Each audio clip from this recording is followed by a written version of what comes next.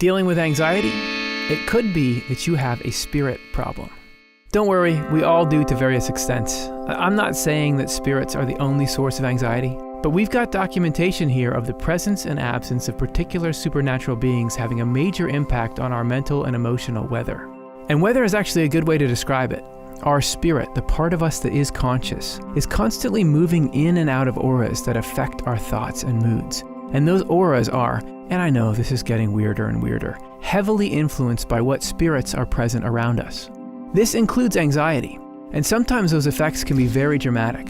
So, if I heard what you just heard, I'd say it brings up three questions. Wait, we're surrounded by spirits? Why would spirits have a psychological impact on us? What role do spirits play in the phenomenon of anxiety? For the first, I know, I sound like a nutcase calmly asserting it to you, and it was quite a shocking development for Swedenborg, but the principle of our interaction with spirits and the spiritual world is absolutely essential for developing a model of the mind that makes sense of all the seemingly chaotic and at times counterproductive thoughts and feelings that make up our conscious experience, including the onset and persistence of anxiety. So why would spirits have a psychological impact on us?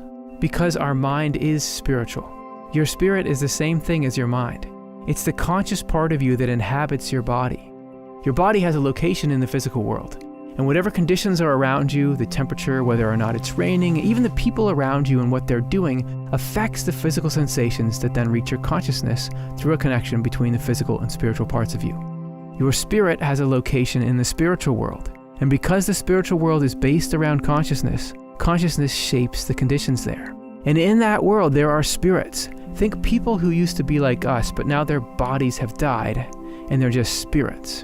And when they approach, their attitudes, their beliefs, their motives, all aspects of their consciousness either reinforce or clash with our consciousness, changing the spiritual conditions around us that we experience as thoughts and emotions. As for the role spirits play in anxiety, here are some examples of what Swedenborg reported. First, some spirits can directly infuse anxious thoughts. At times, spirits attach themselves to partially digested food and speak about things that are contrary to what we love. We don't hear it, but we pick it up subconsciously, and it manifests as distress. Greedy and materialistic spirits pour in anxiety about the future. Anxiety can come from the collision of the spheres of life, or auras, that emanate from us and all other spirits. And there are spirits that interact with our diaphragm, making us place more importance on issues than we really need to. And when we're going through a spiritual transformation, evil spirits stir up all the negative aspects of ourselves. Okay, so why does it all work this way? If you're looking for background for the dynamics of the principle of our interaction with spirits, see the angels and evil spirits with us, and how to change your spirit connections. And for an initial look into the model of the mind, see our episode Where Thoughts Come From. About consciousness shaping the conditions in the afterlife, see Will Life Be Different When You Die? For how spirits make us place more importance on issues than we really need to, see our News from Heaven episode, Spirits Make You Feel Guilty About Things That Don't Matter. But what we're really going to focus on here are the first-hand accounts of anxiety-producing spiritual interactions, the contrary speech that distresses us, the collision of auras, and the role of anxiety-causing spirits in our spiritual transformation. Let's go one by one and see if we can't shed a little light on what might be bringing us down.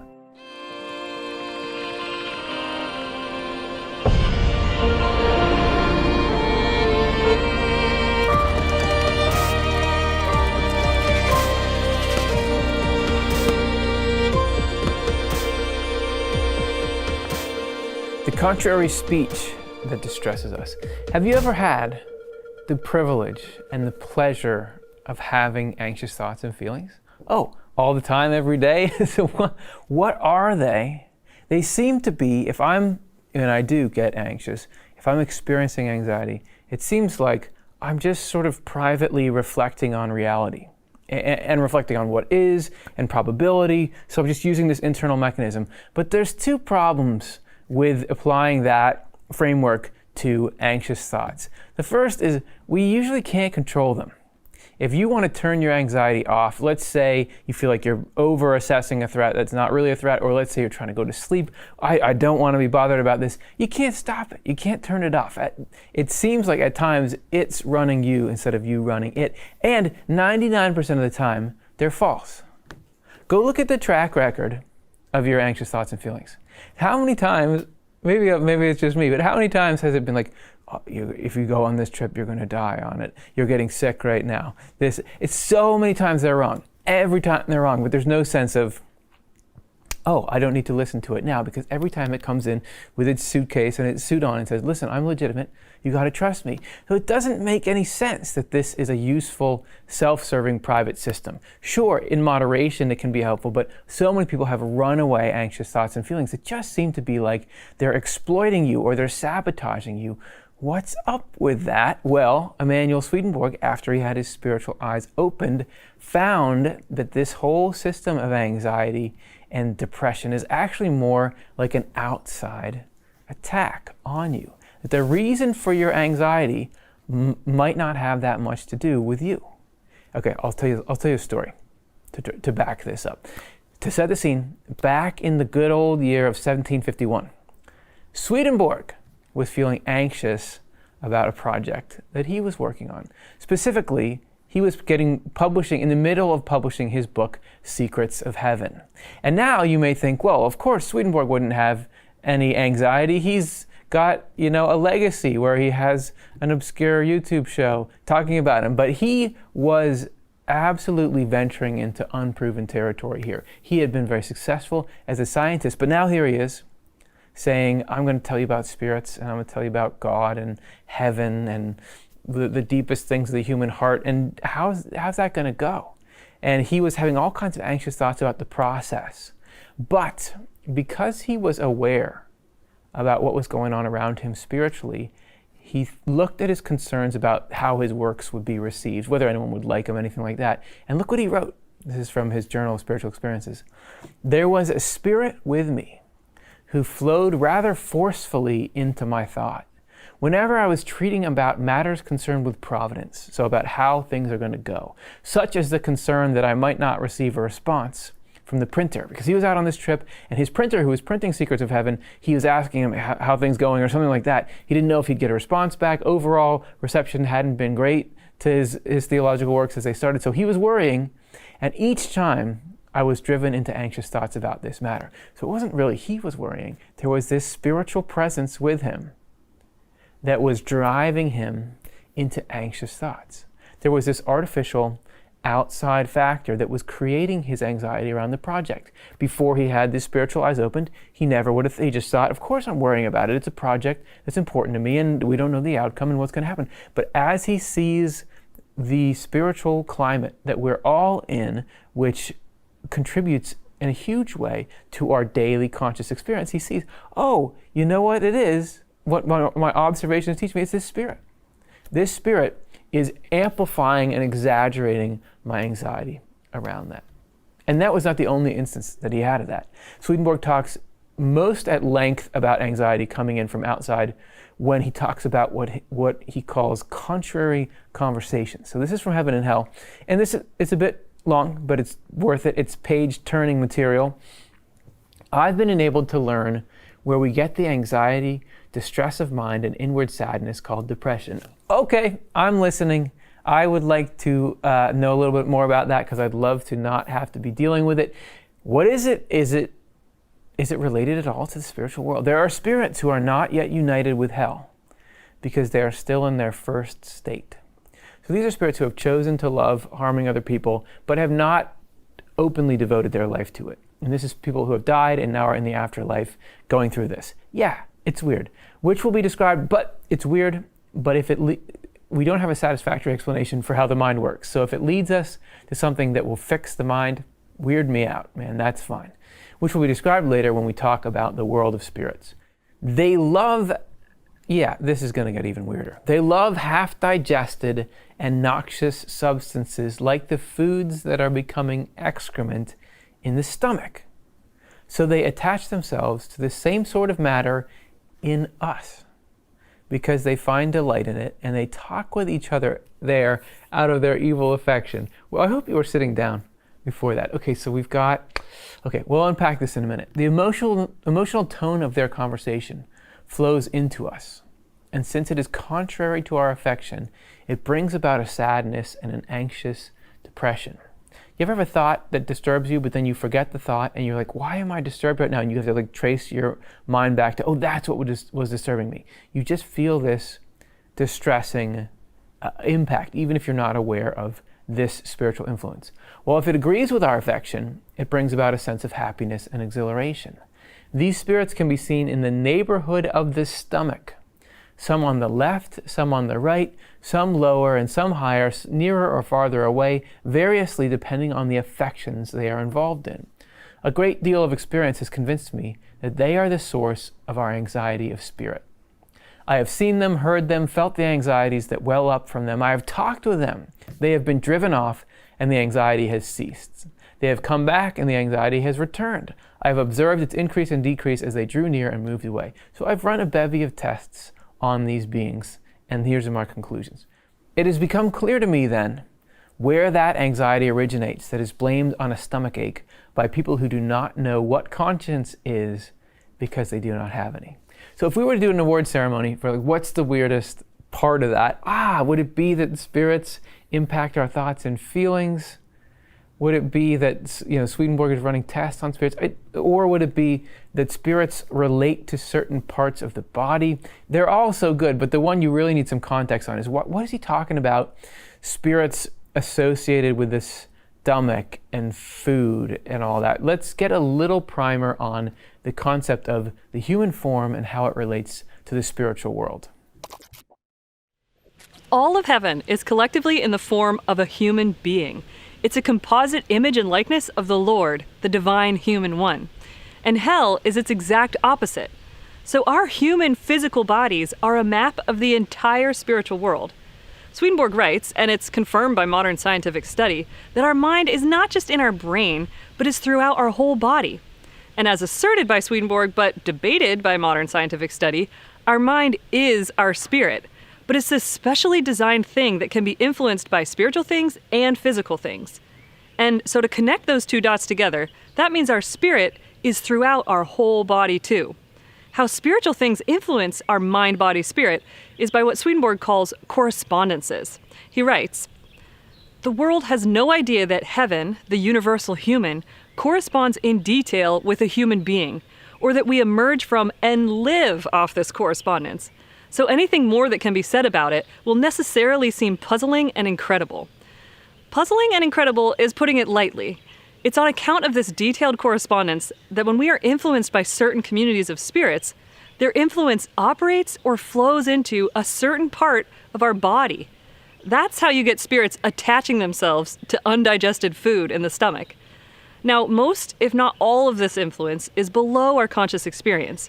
But that doesn't mean it's impossible for us to perceive it. We just have to be open to the spiritual world inwardly and enabled by the Lord to reflect on our incoming sensations and perceive something from them. What does Swedenborg mean by that? Well, for a deep dive into this topic, see our show, How Spirits Are Connected to Your Health. And for how our entering heaven is like being absorbed through heaven's digestive system, see our show, How You End Up in Heaven or Hell. But this gives you at least a quick breakdown of it. Do you get that? So now you have this primer on how you are essentially like the table of contents for the universe. I mean, all of the way the spiritual world is interfaces with your form, and it gives us this sense of why Swedenborg's talking about spirits relating to certain parts of his body. And I think it's classic Swedenborg that what we're talking about is something very relevant and very potent and everywhere in people's lives, which is this anxiety that we get. And to explain it, we just have to go way, way, way out there through all this spiritual stuff. But it's coming back to something that really means something to us. So is this world Swedenborg's describing the missing piece that allows us to fully understand how consciousness works? And it would certainly tie in to a lot of the stuff we are finding out about how consciousness works. It's not all that off the wall for Swedenborg to be talking about what happens with our gut having effect on our mood. We actually have a bunch of nerve cells lining our gastrointestinal tract, and some people are actually calling that the second brain. And researchers are finding evidence that irritation in the gastrointestinal system may send signals to the central nervous system that trigger mood changes. So if you were going to be getting a spiritual influence in that area, could affect the way your mind is. Going even further, you still might say, that's just too weird to say there's some foreign entity that is on the spiritual level affecting your mood. But it's just good science to say that on the physical level, there are foreign entities associated with your gut that affect your mood. Gut bacteria produce many other neurotransmitters, such as dopamine, norepinephrine, acetylcholine, I should have thought about how to pronounce these, and GABA, I can do that, which are critical for mood, anxiety, concentration, reward, and motivation. The gut microbiome can cause changes in how our brains react. There are foreign biological entities affecting how you feel. And Swedenborg is saying it goes one layer out. Of course, back in the 1700s, people didn't know any of that stuff when he was writing, but I think it slots right in. If you've got the gut affecting moods, the bacteria in the gut affecting moods, you've got some kind of analogous role being played by these spirits that associate with the gut, that everything, there's a physical layer to it, but it's in harmony, in correspondence, as we would say, with the spiritual level. There was another kind of anxiety as well that Swedenborg encountered. There were the same kind of anxiety-inducing spirits appeared, but in what he called a higher position. And they poured in anxiety that results particularly from concern for the future. So even this species of anxiety had its own spirits. Swedenborg tells them off, like, what are you doing? You guys are noxious, chases them away, and as soon as they were gone, the anxiety ceases. This happened, he said, so many times that he has no doubt about it. And he goes on further in Secrets of Heaven 5178. I have also been allowed to recognize how those anxious feelings have increased or diminished as those spirits have become present or been removed. I have noticed that some anxious feelings exist more internally, others more externally, some higher up, others lower down, depending on the differences in origin, derivation, and directions taken by such kind of worry. So you've got complexity, which I don't know if that's comforting to you or not. I don't know if the spiritual thing is comforting, but what to me is this idea of, think of all the misery that we go through on our little private journey with fear and anxiety and depression and all the rest. Thinking that there's actually these forces that are making it worse, that's not how bad life really is, that all the stuff we worry about is actually, it could be all right. It's just that you've got these inner, outer, all these different forces moving in and pushing you into that state. That it could be the forces are the problem, the spirits are the problem. It's not, the life is not as bad as it seems. And to me, it's weird, but it's good news. The collision of auras. We're talking about spiritual stuff that makes us anxious. What are the spiritual factors contributing to your and my anxiety and depression and all the rest? And that's not to say that there's not physical factors. I think that nutrition, neurotransmitters, life events, all of this, when you try to treat something like anxiety or depression, you look at all those factors because all of them got to be in alignment. So we also got to look at, the spiritual factors. What about those? We've had this flow, we want to say, how's your flowing in, right? Swedenborg described this inflow where spirits seem to be injecting anxiety or anxious thoughts, like that one about Swedenborg's book. Okay, but we're also going to have to test you for your aura, your condition of your aura and the neighboring auras. Swedenborg describes auras around spirits that can cause anxiety if they clash. This is from Secrets of Heaven. On one occasion, I experienced an anxious feeling in the pit of my stomach, which told me that spirits of that kind were present. Oh, okay, you can use our bodies if we get aware of the spiritual world. It's like a little radar. Oh, there's spirits here, I can tell because my stomach hurts. I spoke to them, telling them that it would be better if they went away. Hey, excuse me, could you guys just leave? Because their sphere, which created the feeling of anxiety. Look at that. Their sphere created this feeling of anxiety. Not because Swedenborg's not measuring up and his parents aren't proud of him. It's because of the sphere. The feeling of anxiety was not compatible with the spheres of the spirits who were residing with me. Oh, so Swedenborg's got his own spiritual company. Somebody comes in with a differing sphere, and what's the effect? Swedenborg gets anxious. At that time, and if he hadn't been aware of the spiritual world, he just would have thought, well, what am I anxious about? And focused on some issue. At that time, I talked to them about spheres, so educating the spirits, to the effect that many spiritual spheres surround a person, but the people neither know nor wish to know about the existence of them, for the reason that they deny the existence of everything that is called spiritual, some denying the existence of everything that cannot be actually seen or touched. It's just woo-woo. Yeah, there's no proof of it. So I went on to say that certain spheres from the spiritual world surround a person.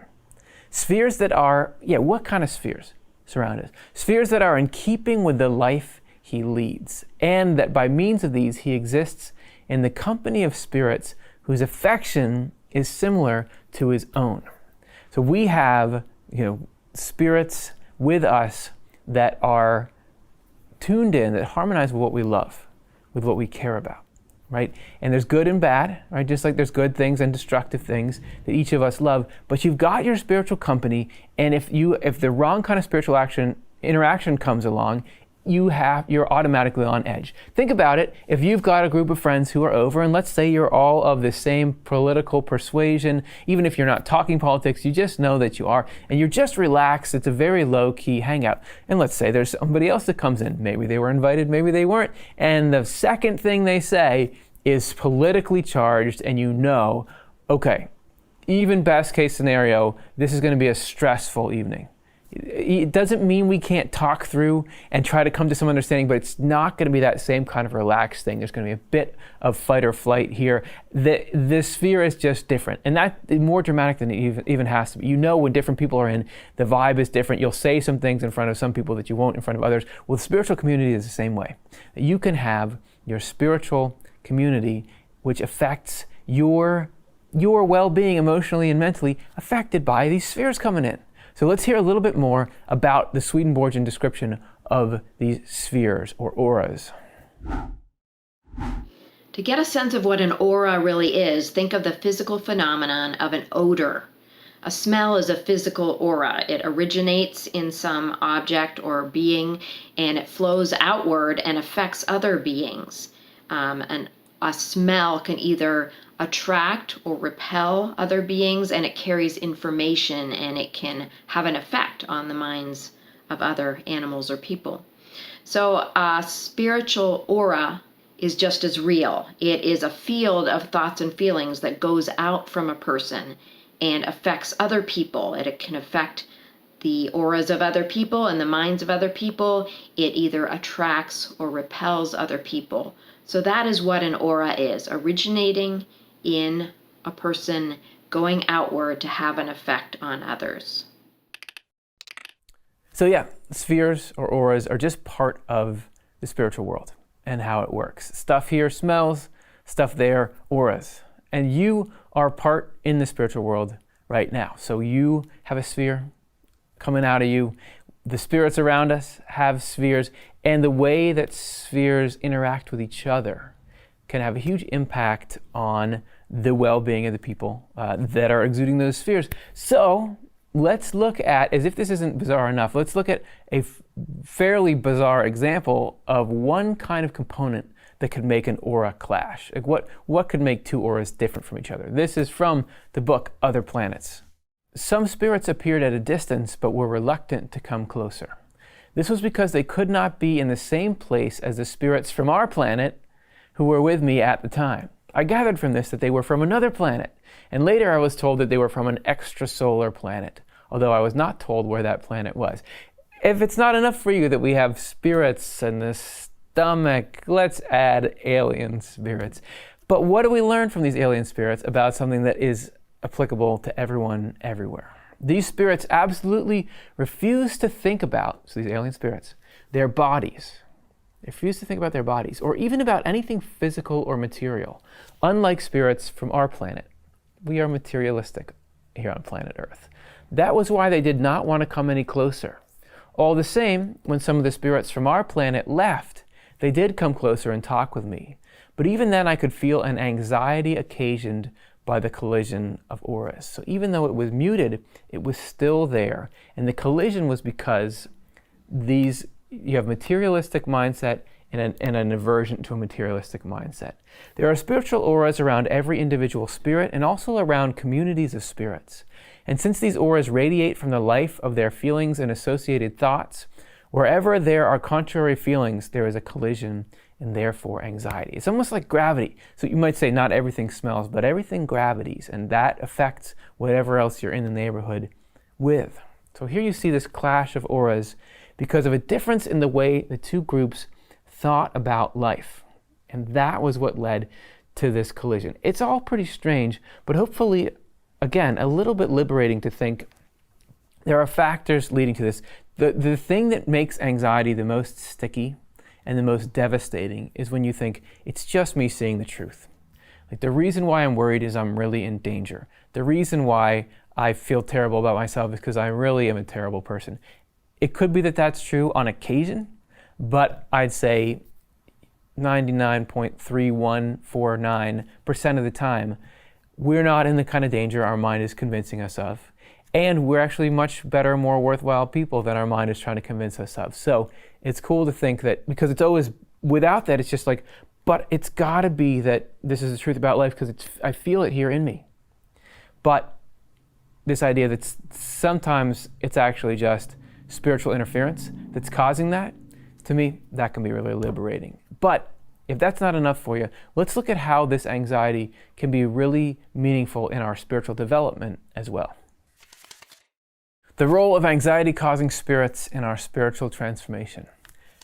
I'm hoping that it's coming to you all as sort of a relief that anxiety isn't a reflection of something being wrong with us or us properly assessing a threat, that there really is this spiritual interference. Just like when somebody acts terribly towards you, don't people often say, it's not about you, something's wrong with their life, and even though it hurts, it changes the kind of feeling that it is. It's not as bad as if you thought, well, what's wrong with me? Why would they say that to me? So it is with the passing spiritual phenomena, but it could be that you're feeling a little bit let down by the idea that, well, is our anxiety just relatively meaningless if it's just this passing spiritual interference, all that struggle we go through?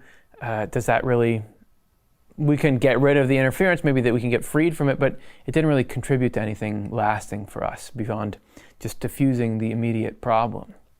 But there actually is a very meaningful kind of anxiety that Swedenborg describes, one that you have to grow spiritually. It's like good cholesterol, bad cholesterol, good anxiety, bad anxiety, and there's a vital role for this anxiety in our spiritual growth. So this is from Swedenborg's book, New Jerusalem. Only people who are being regenerated experience spiritual crises. Regenerated being spiritual growth, spiritual rebirth. Because spiritual crises are times of mental anguish for people whose lives are devoted to goodness and truth. These crises are brought about by, again, evil spirits. When they stir up the evils in us, an anxiety wells up inside that is a symptom of our spiritual crisis. So you've got evil stuff. We all have some evil and some good in us, right? There's this evil in us, evil spirits, because like attracts like in the spiritual world, they're able to whip up our negative stuff. We're not aware, however, of where the anxiety is coming from because we do not realize that a spiritual crisis is its source. There are evil spirits and good spirits with each of us. The evil spirits are in our evil tendencies, and the good spirits are in our good tendencies. Like before, we were talking about spirits associated with the stomach. These are spirits associated with our quality of mind.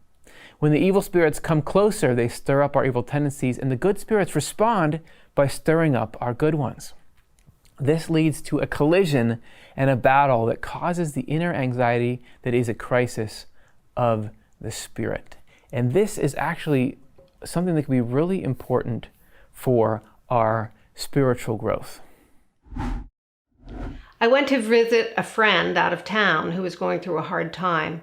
And while I was there, she spiraled down into a real mental health crisis.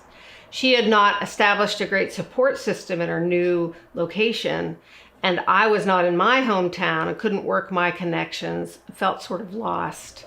I felt responsible for managing the situation and for taking care of her, but I was not equipped to do so. I knew nothing about her condition, and I felt a sense of panic and out of control and just swallowed up in anxiety. I had a psychologist friend who told me, don't catastrophize it. But it felt like a catastrophe to me. The hells were telling me definitely it was the end of the world. And even though I was trying to trust in some kind of heavenly plan, I was mad at the Lord that my friend had to go through this. I felt really powerless, hopeless, and even though people were helpful, I felt very alone. And all I could do was just minute to minute try to let go because there was no other choice. In a week or two, she was back on her feet, and 6 months later, she was in a much better place. Through the crisis, she had established a great support system and found the help she needed and really grown emotionally and spiritually. And for me, it was a real lesson in learning to trust in the Lord's providential care over our lives. There's one God and I'm not it. So it was good lesson in practicing number 1 of the 10 commandments. It helped me let go of the need to control in other areas of my life and helped me with boundaries, like where do I stop and other people begin. So in the end, it was a real experience, a lived experience of how crisis can lead to spiritual development and ultimately a much greater sense of peace. And just look at your own life. When we are going through stuff, it can be hard to see it as anything constructive, but if I look back on a lot of the stuff I've been through, I can see, that kind of breaking down was essential. I mean, I can see what it led me to. I can see how I'm a deeper, kinder, more empathetic, wiser-ish person now because of it. And Swedenborg says we can only be reformed and regenerated through spiritual crises. So they're coming, and the anxiety that's with them is something that we've got to engage with. But you can look at that as a good kind of discomfort, similar to you're exercising, your body is detoxing. This is the no pain, no gain. It's not that you can't just say, I'm having anxiety, that means that I'm doing something good. No, I mean, you try to get out of it. We're trying to give you tools in this episode to allow you to free yourself from unnecessary anxiety, but there's going to be some of it that we've got to go through. So just saying, it can contribute in a meaningful way as well. So why go through this anxiety? What's it all for in the first place? This is from New Jerusalem again. What is at stake in crises of the spirit is either the dominance of goodness over evil or the dominance of evil over goodness. Remember, we've got these two things stirred up, and it's time for us to choose. And it's a tough reordering. It's a little bit of chaos. The evil that wants to take control is in our earthly or outer self, and the goodness is in our spiritual or inner self. If evil wins, the earthly self controls us. If goodness wins, the spiritual self controls us. And by the way, that the evil earthly or the good spiritual, it's the evil that's associated with us and the earthly false concepts in our mind. That is the environment in which anxiety can live. And these evil spirits, these negative spirits, have an interest in keeping you in this falsity and evil, because that's when they can continue to pump you full of anxiety, right? That is what heaven, through the goodness and truth, is trying to bring the spiritual mind, is trying to get you into a state where you don't have this anxiety. We're going to talk more about that and getting the spiritual self to control us and how that can free us from a lot of unnecessary anxiety in our next show, The Practical But Weird Way to Deal with Anxiety. So be sure to check that out for some tools on how we can hopefully, get ourselves a little bit liberated from this prison of anxiety we've been living in. So back to gut health for a minute. And I know we only just barely touched on this, but just think about how much our knowledge of that extra dimension to the causes of anxiety changes how we approach dealing with anxiety. The more we know about the body, the more effectively we can try to treat this stuff. I think we can get the same lift from knowing about the spiritual aspects of the causes of anxiety. And there's a liberation in the knowledge of spirits that's not even in the gut bacteria. Because the gut bacteria can't explain why there's such calculated, intelligent, critical thoughts about ourselves coming in all the time. Spirits can have negative motives. Spirits are people. So just like people can manipulate you through media or through how they treat you, right? Spirits can have negative motives and just be bullying us. And that gives us empowerment to push back on anxiety just as we would with some kind of bully with an outside agenda, which is not something we can really get the leverage to do when we're just believing that this is just my own true anxiety from my mind causing me to feel this way, right? The spiritual side, this anxiety is either a passing weather system or it's part of a good process. So either way, Providence is with me. And you can be liberated to push that stuff away and hopefully take a little bit of peace in the idea that, yeah, either this is something I don't need to worry about, or it's something that's bringing me somewhere good. So in the end, life is better than it seems. So just think about, it could just be this passing spiritual weather system. And what do we do for physical weather systems? Bundle up if you need to, wait it out, and the sun is gonna come up. Thanks for watching. Now you can journey with us all week. Every Monday's Swedenborg in Life episode, including this one, has a week's worth of content lined up to support you in your exploration of these life-changing ideas. All video content premieres at noon Pacific Time, 3 p.m. Eastern Time, and 7 p.m. Greenwich Mean Time. On Tuesdays, find us on social media or go to offthelefteye.com to get custom downloadable art paired with the week's topic to ground you through the week. On Wednesdays, join us to dig a little deeper into the week's topic with news from heaven. On Thursdays, we want to hear from you. We'll be sharing a new reflection question weekly on our community tab and social media channels. Then join us for Swedenborg Live on Fridays for our panel Q&A show.